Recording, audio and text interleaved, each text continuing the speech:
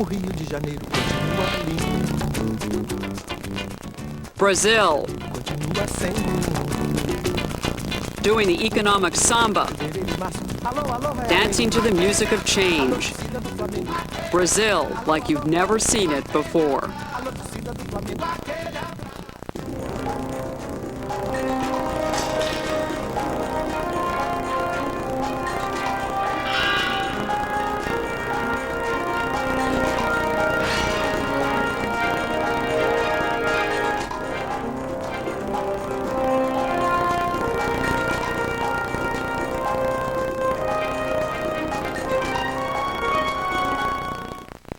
Hello, I'm Consuelo Mack of the Wall Street Journal. Standing here in New York, it is easy for us Americans to think that we will always be at the center of the economic universe. But as capitalism takes root around the world, countries that were once insular are now adapting to global competition, and some are emerging with new economic power. Tonight, we visit one of the most dynamic of these countries, Brazil. Brazil has been called the country of the future for as long as anyone can remember. Brazil has been called the country of the future for as long as anyone can remember. But today, many people believe that future is about to arrive. And when it does, one thing is likely: it will be uniquely Brazilian.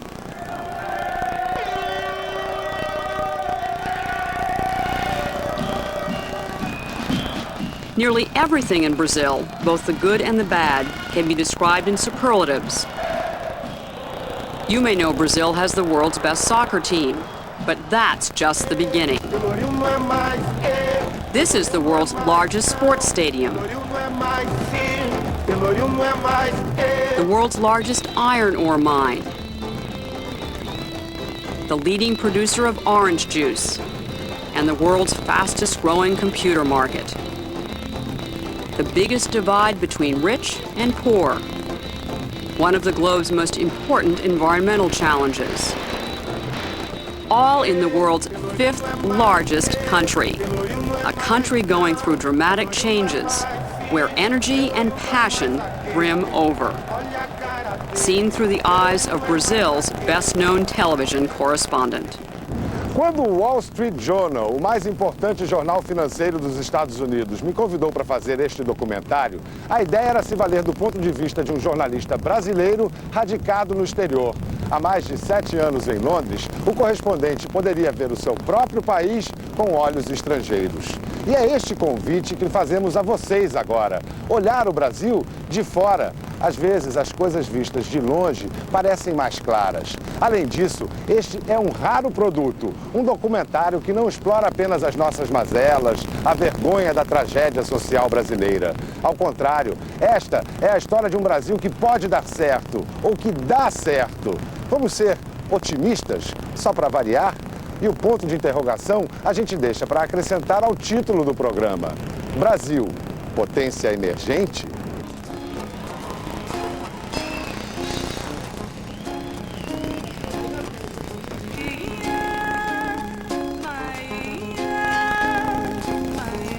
A música de Marisa Monte, como toda a música brasileira, tem suas raízes no passado do Brasil, no Nordeste, na Bahia.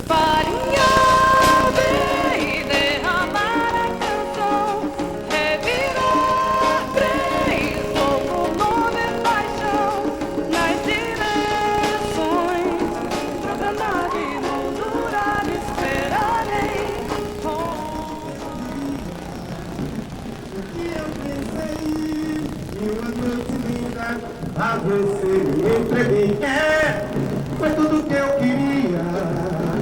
O que eu pensei em uma noite linda, a você me entreguei. Oi, vai coração. Os ritmos, os sons nos levam de volta a uma parte cruel da história brasileira.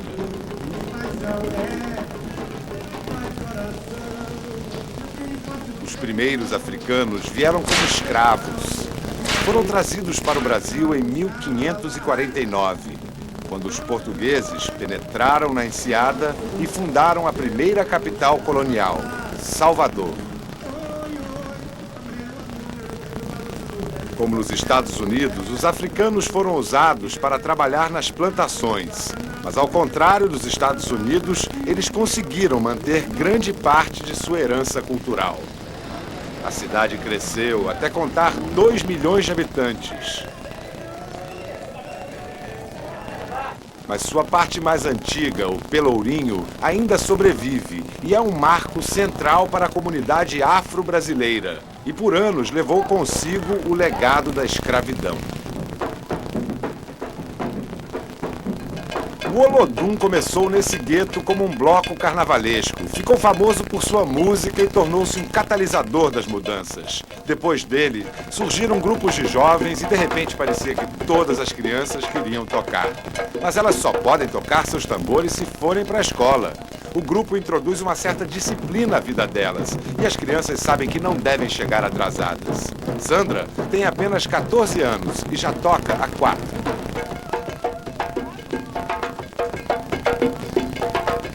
Eu diria que é justamente isso, é a música que as pessoas não consideram muito racial. Agora, é uma música autenticamente brasileira.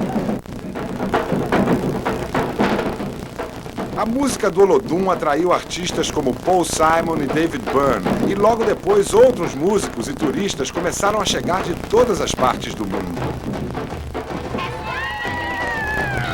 De certa forma, o que aconteceu com a música, essa abertura internacional do Brasil, espelha o que veremos acontecer mais tarde com a economia brasileira.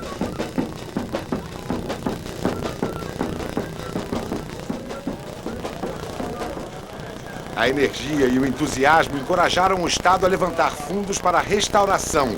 E em 3 anos, um gueto pobre foi transformado num bairro vibrante. A família de Sandra foi uma das que mais se beneficiou. Eles conheceram a miséria. Sua mãe já teve que dormir na rua. Mas as mudanças econômicas do Pelourinho possibilitaram que a vida de sua família melhorasse. Hoje o pai de Sandra é dono de um próspero bar e a experiência que ela teve com o Olodum ajudou a aumentar suas ambições.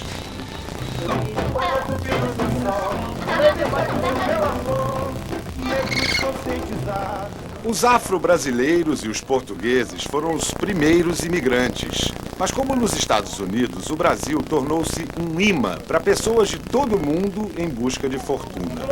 Eles vieram do Japão, da Alemanha, da Itália, da Espanha, do Oriente Médio e da Europa do Leste. Boa parte da energia do país vem dessa extraordinária diversidade étnica. Mas quem sabe qual grupo trouxe periquitos videntes?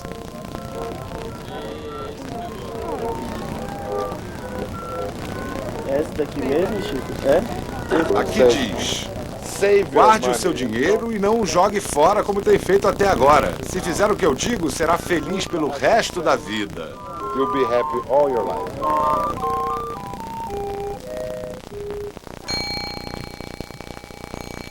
Poucas etnias prosperaram mais do que a japonesa. A maioria dos imigrantes japoneses chegou nos anos 20 para trabalhar nas plantações de café.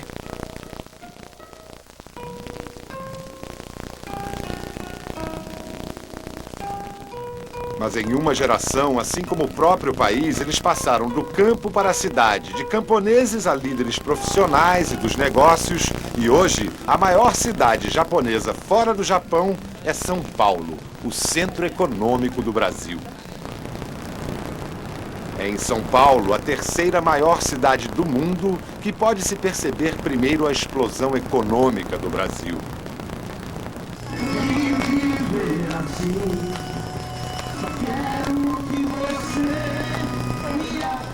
Maximiliano Filho começou a organizar a Feira Anual de Informática de São Paulo, a FenaSoft, há 10 anos, quando havia no Brasil a reserva de mercado.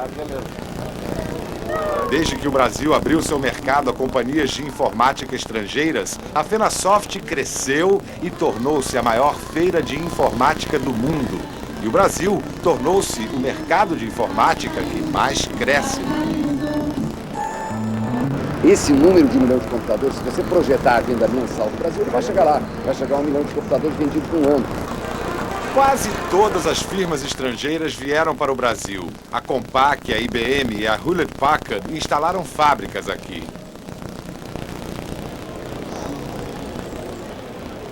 These people, Brazil, we have to have an installed base, at least 10 million PCs in the next 3-4 years. Mas o Brasil não é só um importador de tecnologia. We produce more software than Japan.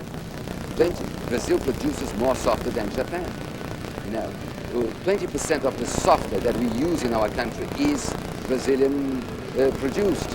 So we are very strong in that area. We are not that strong in the hardware side, where you need a lot of technology and a lot of projects. But on the intelligence side, where you need really, creative people, we are one of the best countries in the world. Even countries that are very conservative, little by little are doing some investments in Brazil.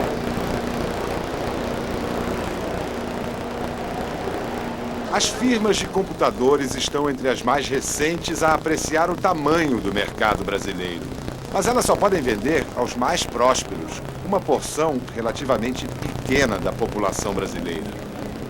Para ver uma companhia que conseguiu atingir um mercado mais amplo, uma população de 150 milhões de consumidores, voei 3.000 quilômetros até o porto de Manaus, à beira da floresta amazônica. O Rio Amazonas sempre atraiu exploradores, pioneiros e caçadores de fortuna de toda espécie.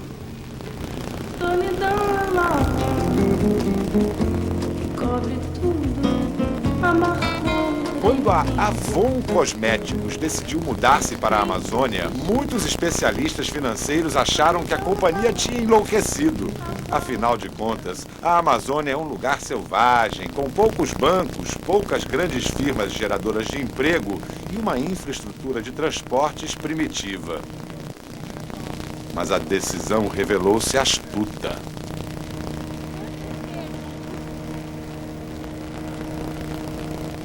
O batom existe lá.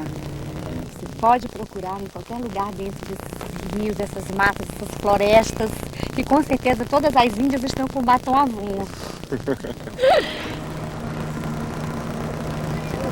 Eliana Machado da Silva é a gerente regional de vendas. Ela se ofereceu para me levar até uma das suas maiores vendedoras.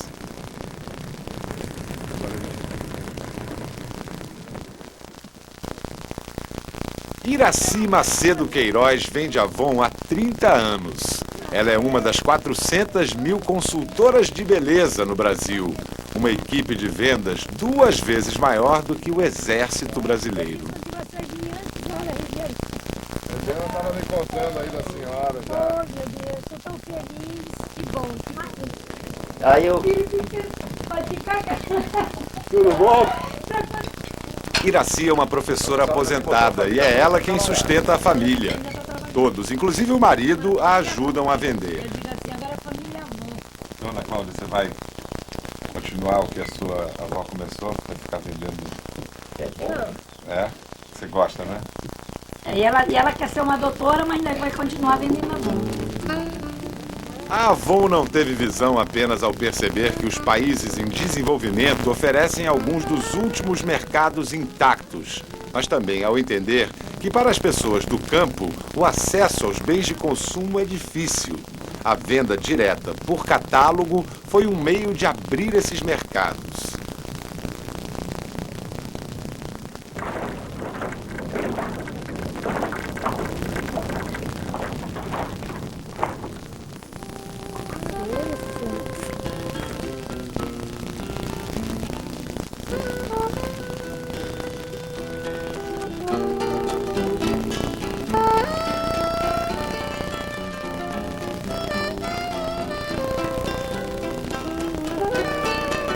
Iraci carrega um exército da sedução. Batom Hot Cinnamon, colônia Mesmerize, Blush Paradise Pink e o perfume Forever.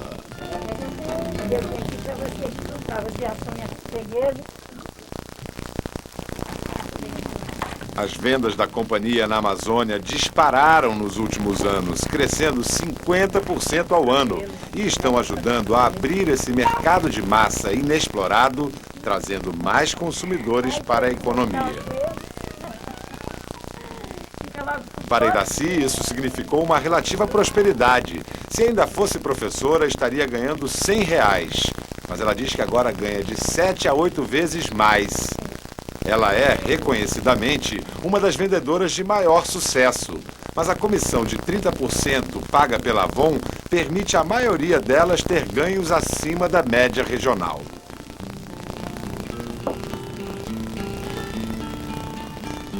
O sistema de vendas pode parecer primitivo, mas a sua execução é complicada. Os pedidos de Iraci são transmitidos por computador para a central da Avon em São Paulo, a 4.000 quilômetros dali.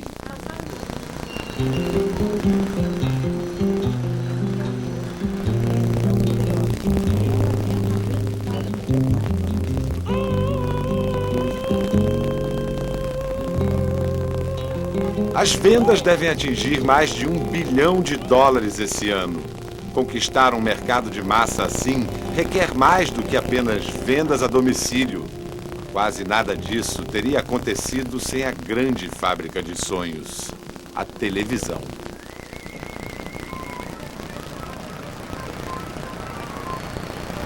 A televisão é onipresente no Brasil, graças em parte à ditadura militar dos anos 60 e 70, que havia como um meio de unir e controlar o país. E uma única estação, a TV Globo, a companhia para a qual trabalho, tornou-se a força dominante em aguçar o apetite dos consumidores.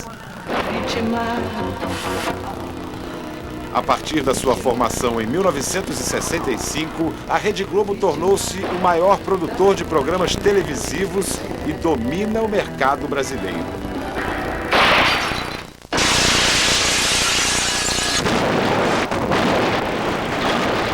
É o lugar onde as pessoas podem se comunicar. Virou, num certo sentido, em algumas populações muito pobres, um instrumento mágico. As telenovelas exploram o interesse do público pelo amor, pelo sexo e pelas complicadas relações humanas e são vendidas para os países mais surpreendentes.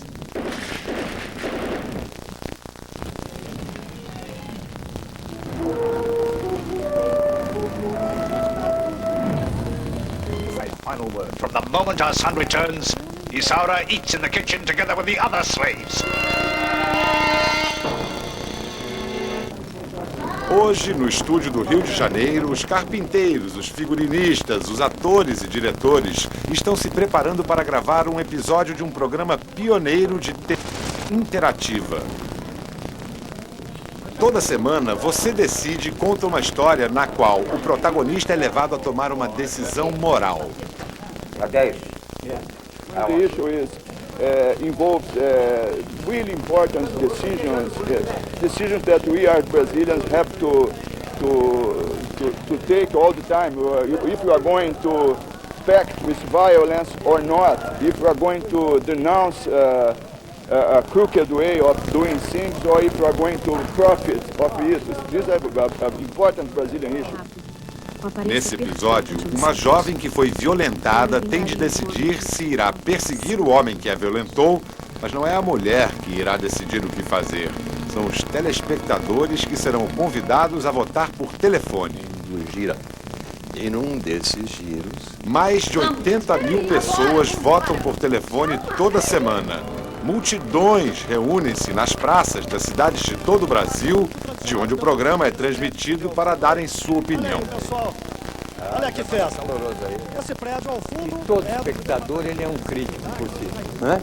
E ele gosta de opinar. Especialmente no nosso país, que as pessoas não têm tanta voz ativa, porque você vota apenas nas eleições. E essa é uma oportunidade de as pessoas extravasarem os seus sentimentos e darem a sua opinião. Você Decide demonstra não só o poder da televisão no Brasil, mas também o apelo internacional da criatividade brasileira. O formato do programa foi vendido para 45 países, dentre os quais a Grã-Bretanha, a China e os Estados Unidos. A 950 quilômetros do Rio, numa parte do estado de São Paulo conhecida como a Califórnia brasileira, um produto de exportação mais típico do Brasil, a agricultura, também está mostrando a sua capacidade de se modernizar e competir internacionalmente. A fazenda Cambuí é uma das maiores produtoras de laranjas, café, borracha e, até pouco tempo, carne. The auction that we're going to now, that we're going to terminate all the cattle business that we have. It is like turning a page that's never going to go back. Agora, R$105 apenas, que é pouco dinheiro, vale mais. R$105 apenas, questionando, buscando rápido, 110 pelo menos Cambuí já teve 15 mil cabeças de gado. Até amanhã, a fazenda espera vender os últimos novilhos.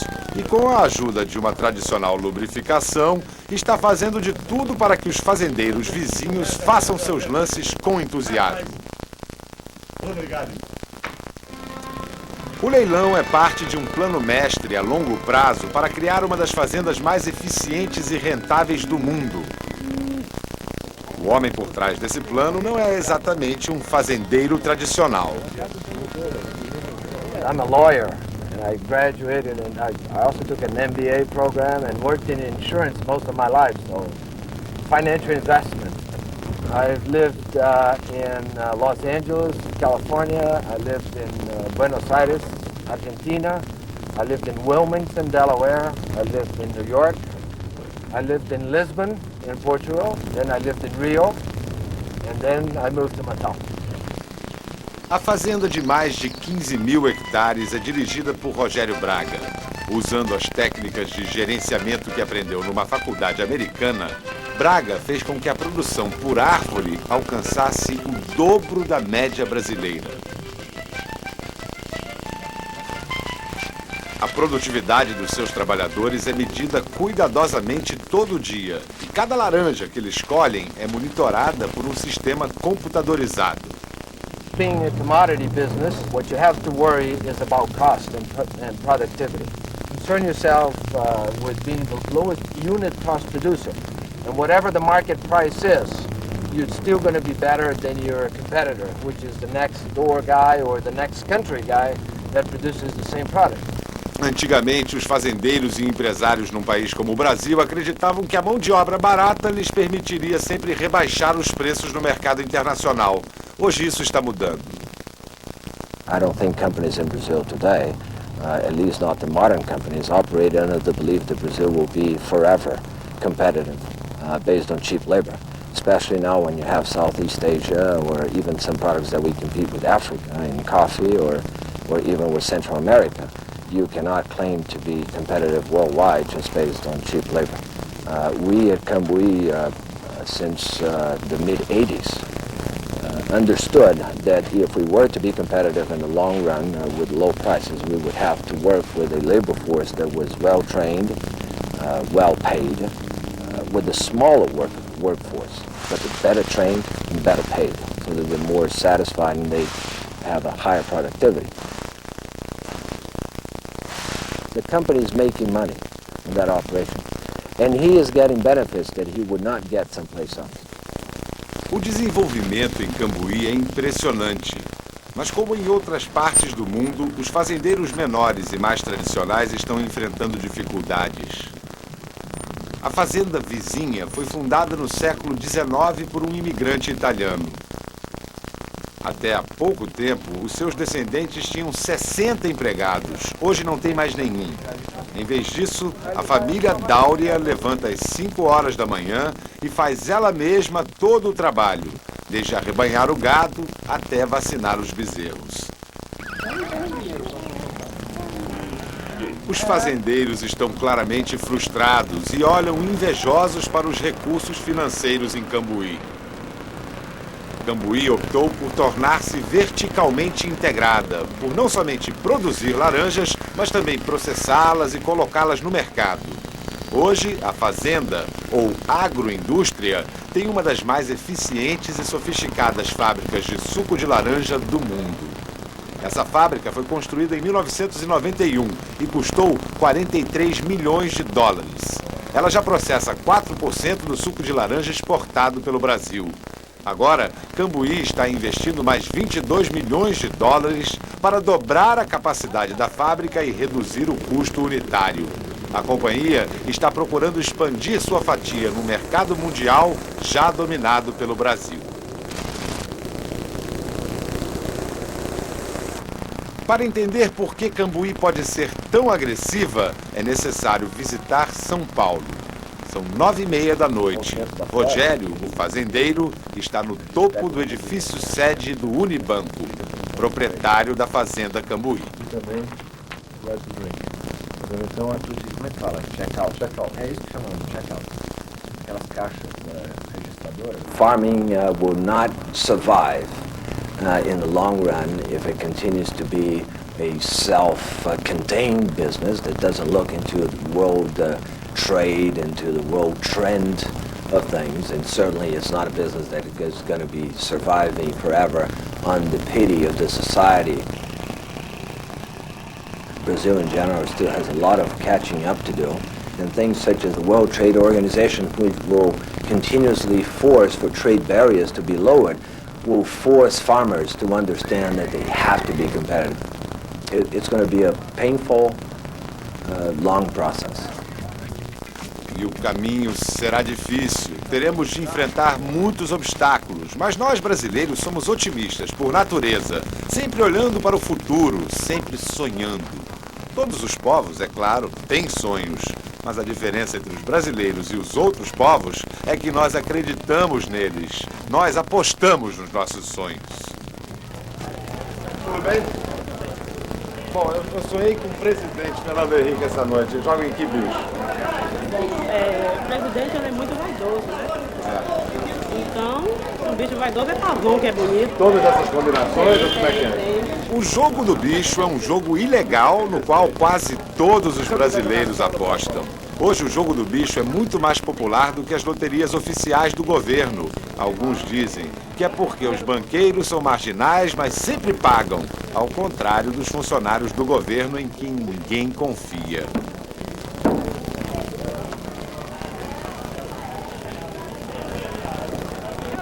O jogo pra valer acontece na Bolsa de Valores de São Paulo, a mais importante bolsa de valores da América Latina, com 15 bilhões de dólares em investimentos estrangeiros. Não é de se espantar que haja tanta paixão.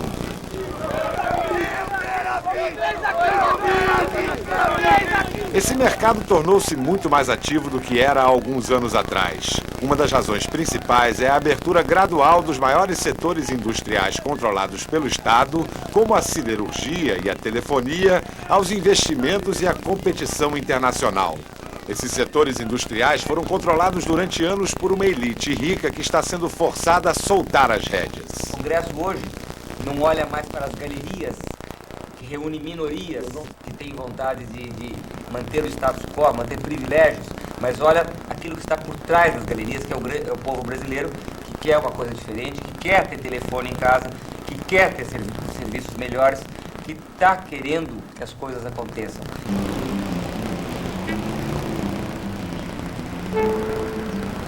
Apesar do otimismo, é difícil julgar se o Congresso brasileiro está mais consciente dos anseios da população.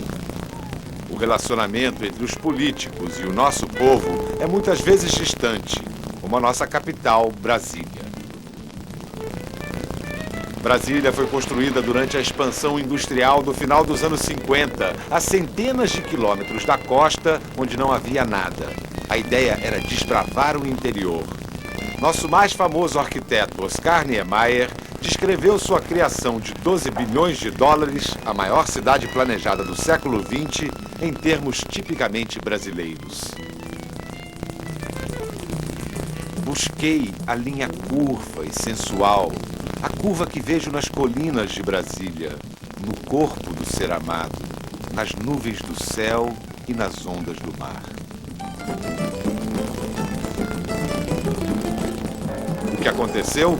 Brasília foi construída para ser democrática, com espaços abertos que permitissem que as pessoas ficassem próximas aos corredores do poder. 4 anos mais tarde, os militares chegaram e o sonho da democracia se perdeu. Durante a ditadura, Estado e nação, governo e povo afastaram-se. Ironicamente, foi essa separação, e não a democracia, que Brasília passou a representar.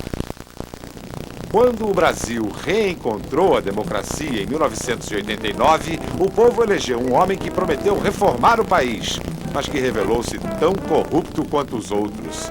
Bem, pelo menos conseguimos o seu impeachment.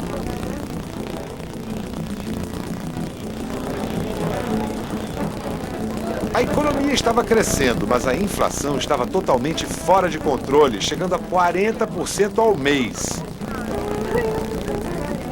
Quando o novo ministro da Economia, um professor de sociologia que não tinha formação financeira, introduziu uma nova moeda, o real, poucas pessoas acharam que ele fosse reverter a situação. Mas Fernando Henrique Cardoso surpreendeu a todos. A inflação despencou e dessa vez permaneceu baixa.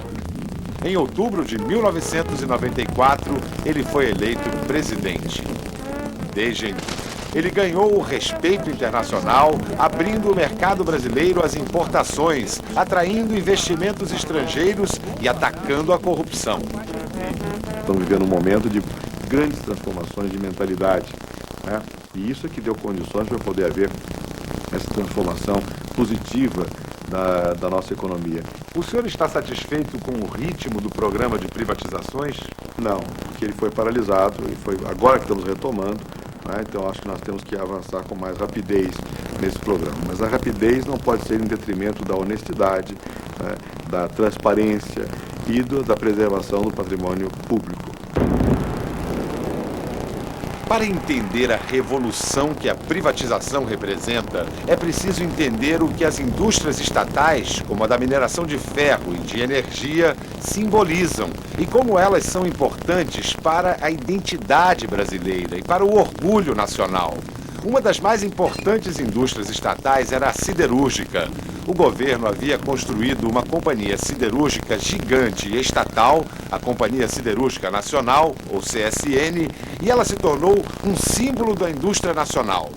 O Brasil podia controlar o seu destino, o seu próprio aço, as fábricas de carro, telefones, energia, e não depender assim das grandes potências. Infelizmente, a CSN também tornou-se um símbolo do que deu errado com tantas indústrias brasileiras. Corrupção, ineficiência burocrática e falta de investimentos.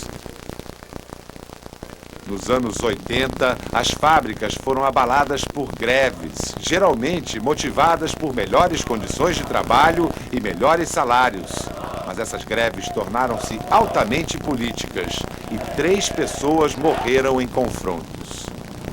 Nós fizemos a primeira greve em 84, a primeira greve na CSN. A greve foi parte da agitação que ajudou a pôr fim a 20 anos de ditadura.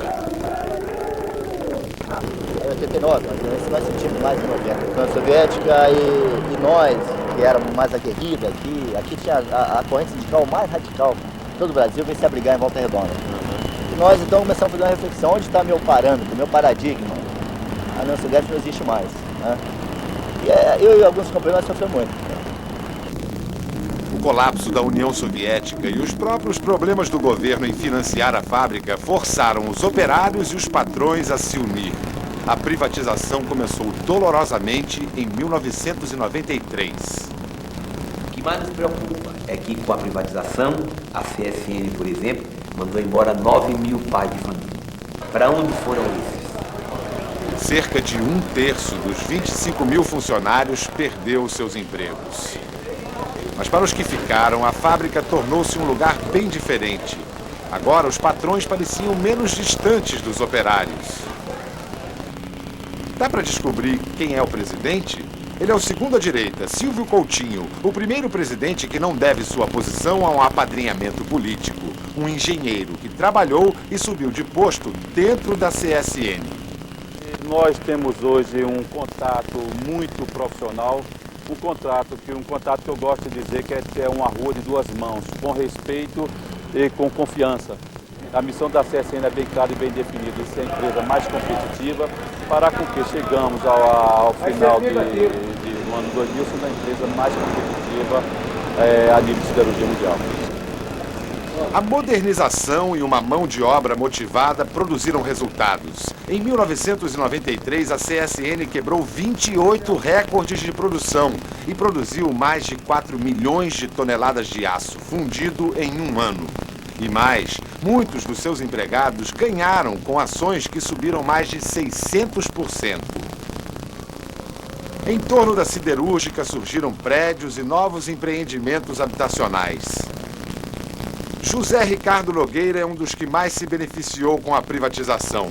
Como os outros trabalhadores, ele viu o seu salário aumentar em termos reais 80% no ano passado. O carro, quando é que vem?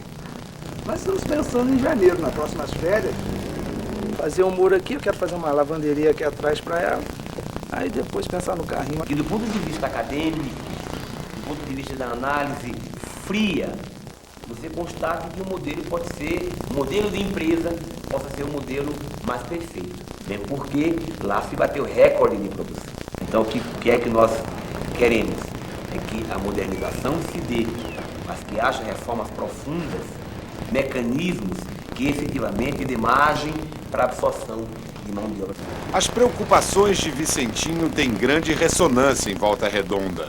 Fora da siderúrgica, muitas pessoas estão desempregadas. Mas olhando-se para os enormes altos fornos em funcionamento e para o otimismo dos trabalhadores, é difícil não ficar impressionado pela transformação. Além disso, a CSN tem exportado para todo o mundo e está em posição de tirar vantagem do extraordinário crescimento da indústria automobilística brasileira.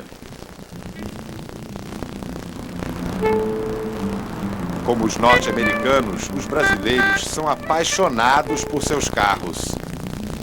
E com o fim do protecionismo e a redução das taxas, eles estão comprando mais carros do que nunca.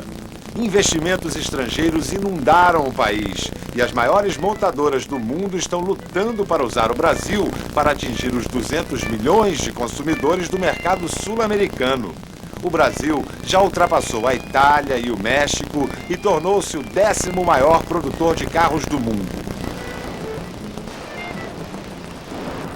Tudo isso é indústria brasileira. This is all Brazilian industry. All of this. But it says Volkswagen.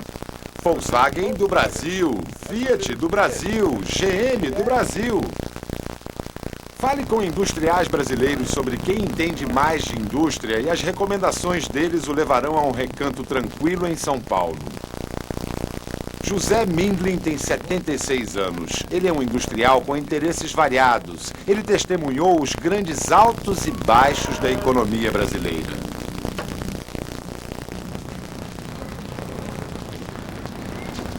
This tree we had to cut down, I think 25 or 30 years ago, and then it grew again. That's Brazilian nature. José Mindlin é conhecido como um dos maiores colecionadores de livros do mundo e nos fundos de sua modesta casa ele tem uma biblioteca com um sofisticado sistema de controle da temperatura. É uma coleção que foi paga com a sua genialidade em outras áreas. Em 1950, quando o mercado automobilístico brasileiro mal existia, José Mindlin fundou a Metal Leve, uma fábrica de peças com alguns dos clientes de seu escritório de advocacia.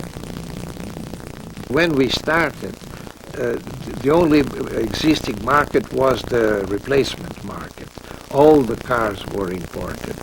With the automotive industry, the market grew, but we were in a position to meet the requirements of this new market. In '63, Brazil exported $60 million of manufactured goods. Last year, Metal Leve exported $60 million.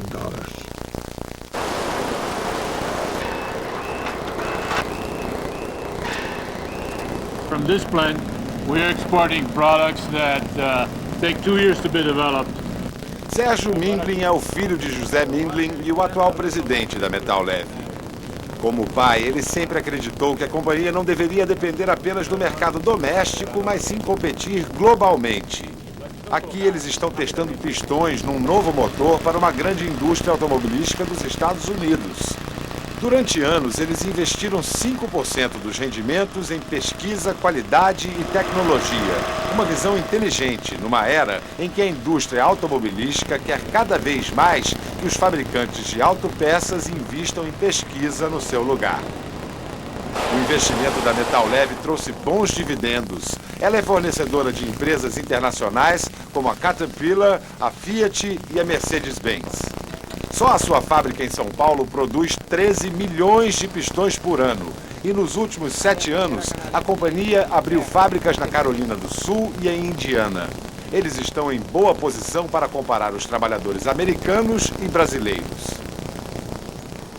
The Brazilian worker is very adaptable, and the work rules are much more flexible in Brazil than they are in the United States, and so that you can have people doing very different kinds of things in a much easier way.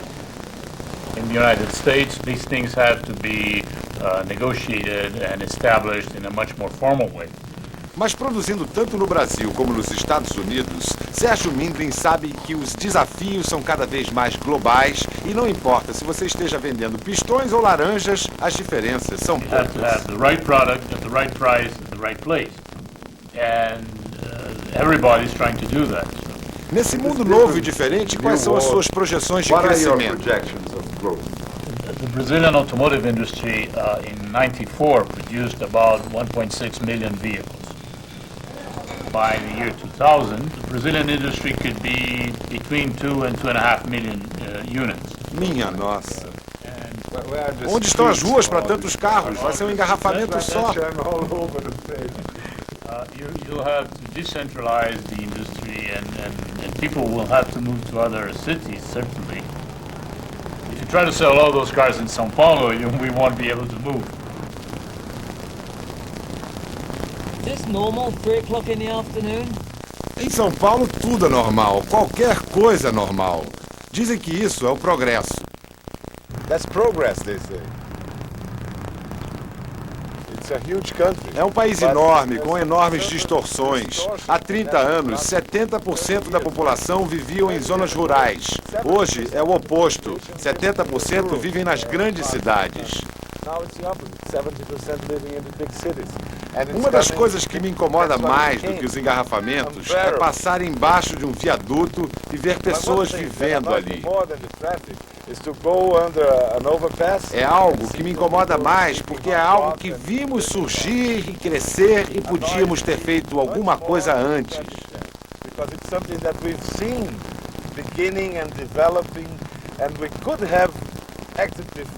Mas só agora a elite, todo mundo está falando da dívida social. Pelo menos estamos falando. O sofrimento no Brasil devido à pobreza é enorme. A perda para a economia brasileira por ter tantos marginalizados é inestimável. Pelo menos 40 milhões de pessoas vivem fora da economia. Não podem produzir nem pagam impostos. É uma enorme força desestabilizadora e o Brasil nunca irá realizar todo o seu potencial econômico ou social até que elas sejam incorporadas à economia. Este é um dos maiores desafios que o Brasil enfrenta hoje. Mas após anos de corrupção e ineficiência política, há sinais de que os políticos estão finalmente começando a enxergar além da elite econômica, uma sociedade mais ampla.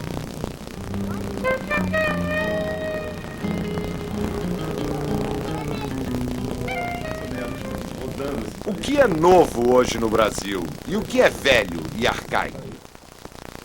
Eu acho que o novo é não ter medo da competição e da aventura, de acreditar, ousar. Né? O que permanece arcaico são velhas práticas, sobretudo no setor político ainda existem, clientelistas, dos favores, né? Rabugenta, digamos assim. Né? Mas o novo é que você não ter medo de enfrentar, de competir, de colocar as coisas para frente. Né? E também isso depende de você ter condições de cabeça. O melhor de conhecimento. Quando as pessoas falam de novas maneiras de fazer as coisas, geralmente elas apontam para o sul do Brasil, para Curitiba, a capital do Paraná. Durante uma década, Curitiba foi administrada pelo hoje governador Jaime Lerner. Ele não é um membro do partido do presidente, mas é amplamente respeitado por seu trabalho para transformar Curitiba numa cidade modelo. Eu tenho encontrado, eu acredito muito em poder local, muito. Acho que é um ponto que pode proporcionar muita mudança para o país. Lerner é arquiteto e urbanista e está sempre sonhando com novas ideias e planejando-as com a sua equipe. Com alguns rabiscos, uma pedreira torna-se uma ópera, a Ópera de Arame, construída em menos de 3 meses. E a visão de Lerner também transforma um depósito de lixo num jardim botânico que lembra Paris. Ao contrário de muitos líderes brasileiros, Lerner é conhecido por não se interessar em autoengrandecimento. Pelo contrário, ele parece dedicar-se completamente ao futuro do Paraná. Duplicação de pistas.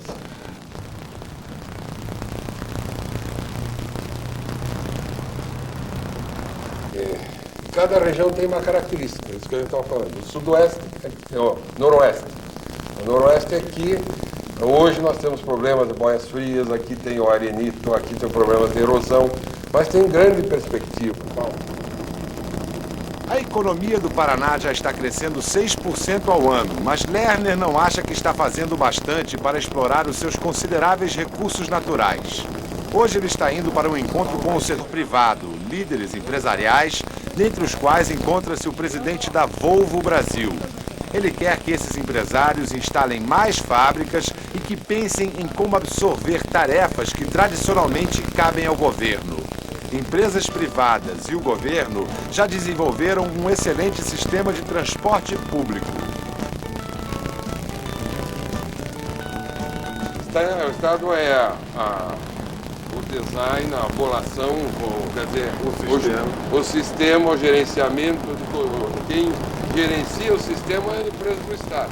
Agora, quem opera os ônibus é a iniciativa privada. A colaboração funciona tão bem que há pessoas que vêm de todo o mundo estudar o sistema. Ao contrário de outras cidades, os curitibanos não pagam as passagens nos ônibus, mas com antecedência, nos abrigos de vidro. Então, quando o ônibus chega, eles embarcam rapidamente e o ônibus parte em segundos. Isso, associado a faixas seletivas, resultou num serviço de transporte rápido e popular, que leva por hora o mesmo número de passageiros que o metrô de Nova York. Além disso, a passagem custa 50 centavos e não é subvencionada.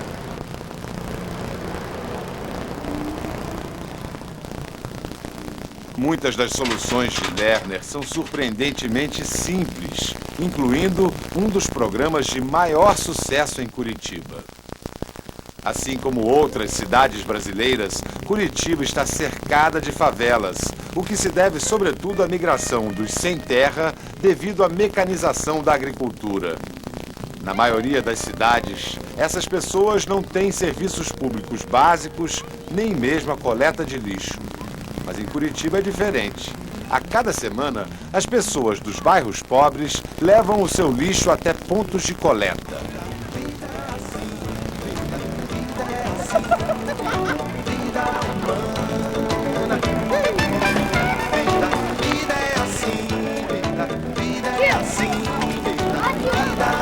Em troca, recebem comida, que a cidade compra de agricultores locais, ajudando assim a economia agrícola. Mas isso não custa uma fortuna à cidade? Não, a economia feita com a coleta reduzida de lixo cobre o custo dos alimentos.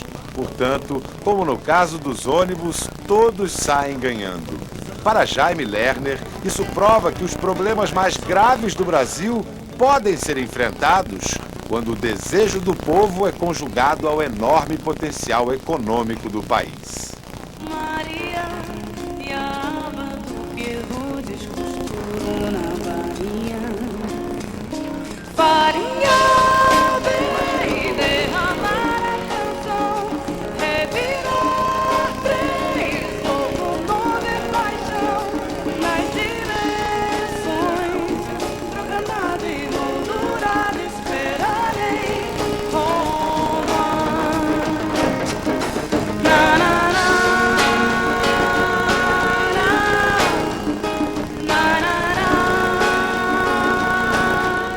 You cannot talk of Brazil anymore of the country of the future. It's a country of the present, but with a brilliant future ahead. Nós queremos chegar numa sociedade que dê segurança para as pessoas, que dê escola, que dê casa, que dê emprego. Né? Isso não só para as pessoas do Olodum e minhas famílias, por exemplo. Para todas as pessoas desse planeta, desse país. And I wish I were 20 years younger to see Brazil 20 years from now. Because with all that has happened in the positive side in Brazil, still we are, in my opinion, on the brink of development. There is so much to do, so much that can be done.